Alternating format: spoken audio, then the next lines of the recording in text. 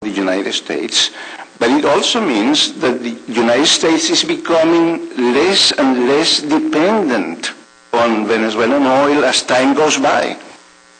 Not because they are doing anything about it, but because the Venezuelan oil industry is becoming less productive and less capable of exporting oil to the United States.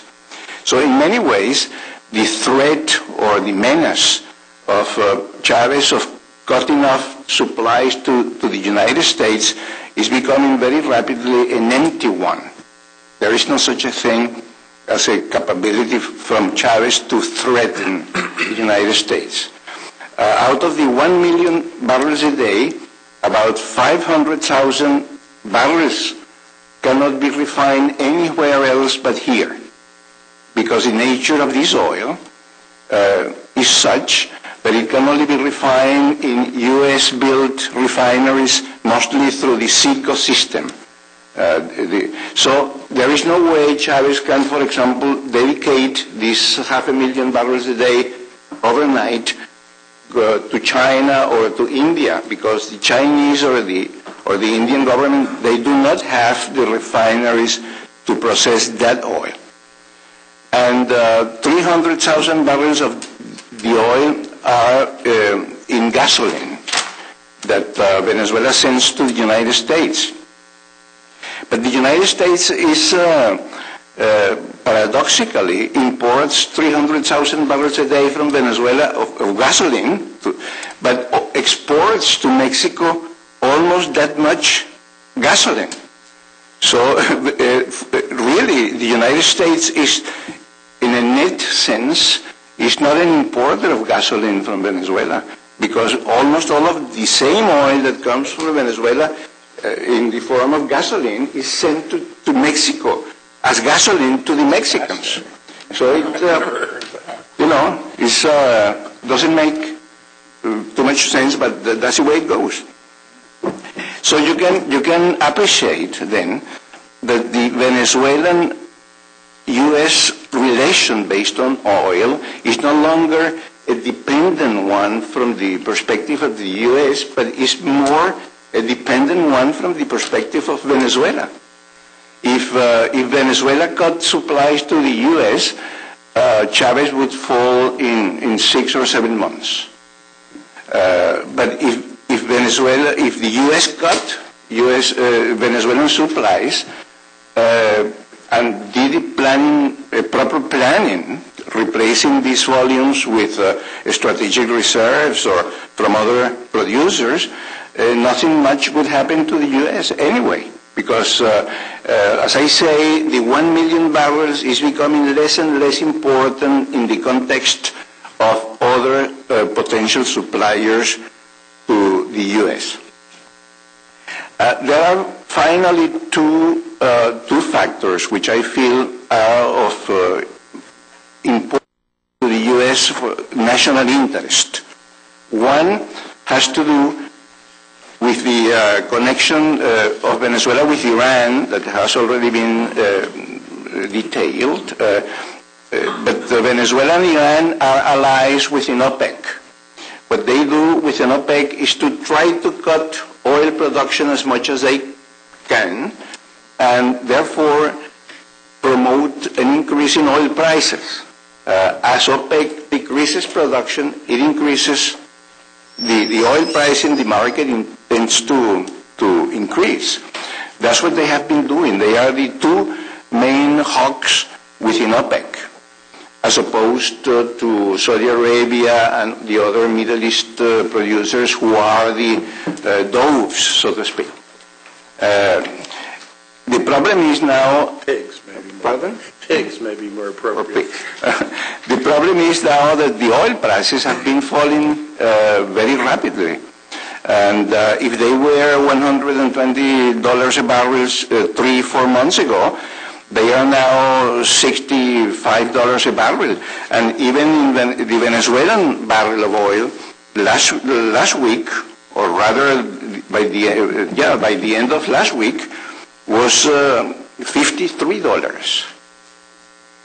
Now that should have President Chavez very worried, because the Venezuelan budget for 2009 is over $80 billion. Incidentally, this is a budget that is much greater than Colombia's. Colombia's budget is about 70 billion, and it has a population of twice as large as Venezuela's.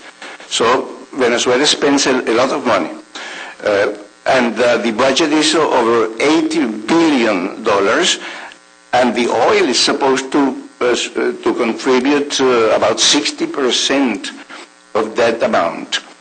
But if you see that Venezuela is only exporting commercially about 1.2 million, 1.3 million barrels per day, and if you assume a price of $100 a barrel, that's about 44 billion. And that's less than he needs already at $100 a barrel. Now, if the oil then drops to $50 a barrel, so he only gets $23 billion from oil, and that's going to put him in an impossible position, although he also has about $40 billion in international oil, international monetary reserves, and he claims he also has about $50 billion put away. Nobody knows where they are. Only he knows. Well, you can imagine that to begin with, that's a gross violation of all rules and laws and the way things are done in any civilized country. The president, can you imagine if President Bush said on television, yeah, I have 50 billion put away, just for this type of crisis. I mean, that wouldn't do here, but it does in Venezuela.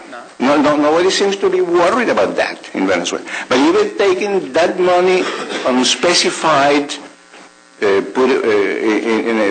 in banks unspecified, which some claim are in Hong Kong and in London, even taking that money into account, Chavez would only have about a 1 year grace period in order to be able to fill the gap that he has because of the decline in oil prices.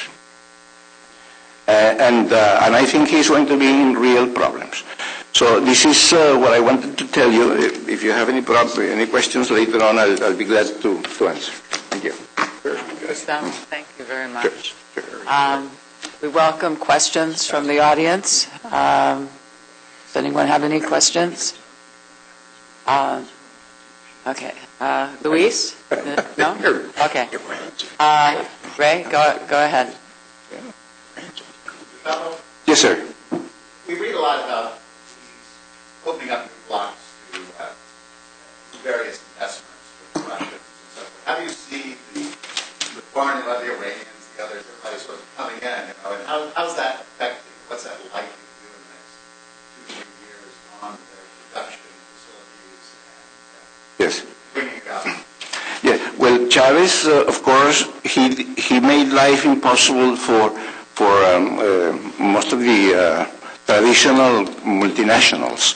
ExxonMobil is fighting legally with him, and Chevron, Texaco is not happy. Total is very unhappy. Everybody is unhappy.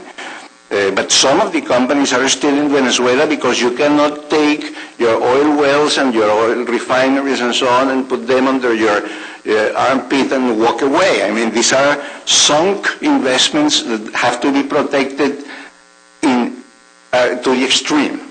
So most of them have played along. But he also invited companies like Petropar, I saw it was a company from Paraguay, but Petropar is a company from Iran. But they know about oil as much as the Paraguayans, which is to say very little, especially about the heavy oil in the Orinoco area. The Orinoco heavy oil is such that you need a lot of good technology to be able to upgrade this oil. And in order to upgrade the soil, it takes about